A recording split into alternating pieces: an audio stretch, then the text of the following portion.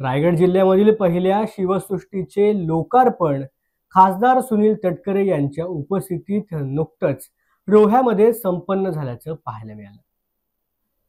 रायगडच्या रोहा कुंडलिका नदी संवर्धन रोहा येथे रायगड जिल्ह्यामधील पहिल्या शिवसृष्टीचं लोकार्पण हे छत्रपती शिवाजी महाराजांच्या राज्याभिषेक दिनाचे औचित्य साधून कुंडलिका नदी संवर्धन या ठिकाणी नगर परिषदेच्या माध्यमातून करण्यात आलं।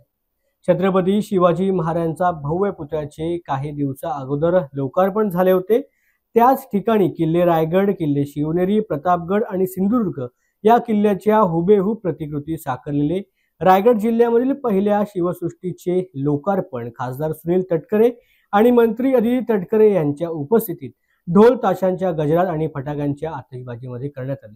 यावेळेला छत्रपती शिवाजी महाराजांच्या जयघोषामध्ये रोहा नगरी दुमदुमून गेल्याचं पाहायला मिळालं। या लोकार्पण सोहळ्याला हजारो शिवप्रेमी देखील उपस्थित असल्याचं पाहायला मिळालं।